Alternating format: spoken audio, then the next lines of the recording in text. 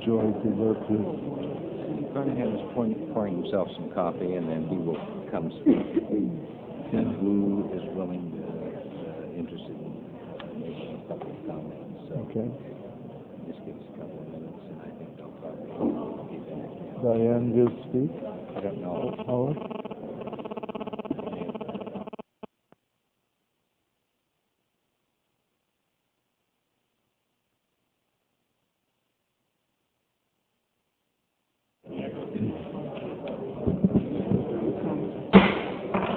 Committee will resume.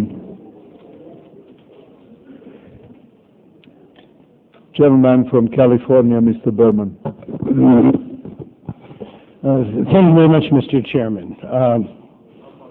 There is no doubt that Turkey is a critical ally of the United States in a very volatile region. At a time of growing Islamic radicalism, it is a moderate Muslim country that provides a model for others. But none of this justifies turning a blind eye to the reality of the Armenian Genocide. I don't pretend to be a professional historian. I haven't scoured the archives in Ankara looking for original documents. But one thing is clear. The vast, vast majority of experts, people who have looked at this issue for years, agree that the tragic events of 1914 to 1918 constitute genocide. In a recent letter to members of Congress, the International Association of Genocide Scholars stated the following, I quote, "The historical record on the Armenian genocide is unambiguous and documented by overwhelming evidence. It is proven by Foreign Office records of the United States, France, Great Britain, Russia, and perhaps most importantly, of Turkey's World War I allies, Germany and Austria-Hungary, as well as by the records of the Ottoman courts-martial of 1918 to 1920, and by decades of scholarship." It goes on to say, this is the International Association of Genocide Scholars, "As crimes of genocide continue to plague the world, Turkey's policy of denying the Armenian genocide gives license to those who perpetrate genocide everywhere. We urge you to pass H.Res 106 because it is recognition of an historical turning point in the 20th century, the event that inaugurated the era of modern genocide. In spite of its importance, the Armenian genocide has gone unrecognized until recently and warrants a symbolic act of moral commemoration." Professor Yehuda Bauer, a highly respected scholar at the Hebrew University of Jerusalem, has written that the Armenian genocide is the closest parallel to the Holocaust. In a 1985 report, a submission of the UN Commission on Human Rights found that the massacres of Armenians in 1915 and 1916 qualified as genocide.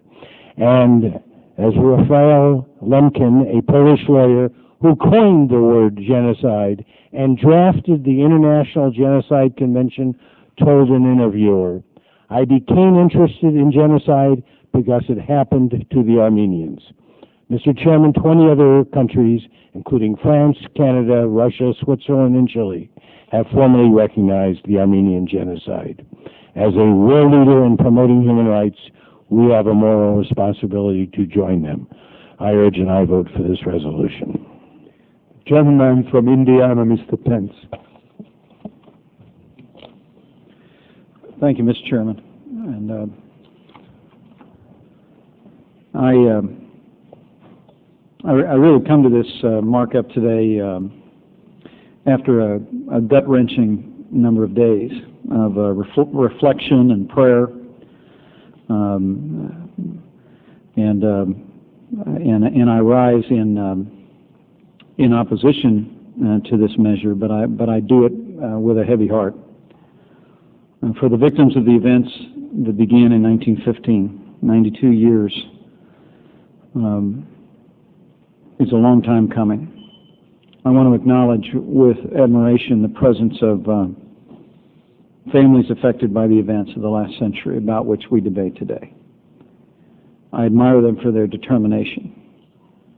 I appreciate their prayers that have been rendered on behalf of members of this committee charged with public duties in this matter. And I'm personally grateful for their testimony of faith and devotion to their families and their loved ones. Mr. Chairman, let me be clear. There was a genocide committed against the Armenians in the period beginning in 1915. It is with this belief that I have supported a similar resolution in the past. The resolution before us today correctly cites President Ronald Reagan's proclamation on the Holocaust dated 22 April 1981, which made reference to the, quote, genocide of the Armenians. There was indeed a genocide of the Armenians, and it will not be forgotten. I do not minimize or deny the horror that took place in the waning days of the Ottoman Empire. The fact that more than 1 million Christians were killed en masse makes it all the more poignant to me.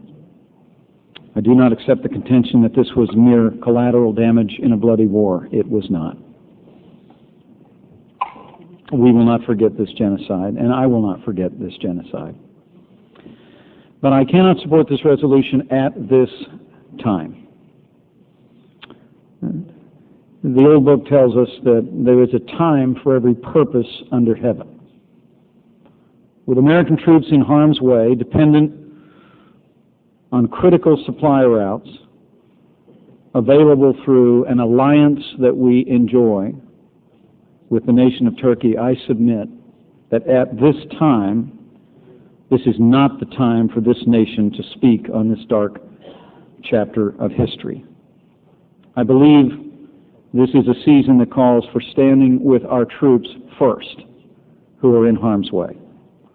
This is a season that calls for maintaining relationships with a crucial ally in the global war on terror. And Turkey is an indispensable partner to our efforts in Iraq and Afghanistan. More than 70% of air cargo into Iraq transits through Turkey. Thousands of transport sorties have left Turkey.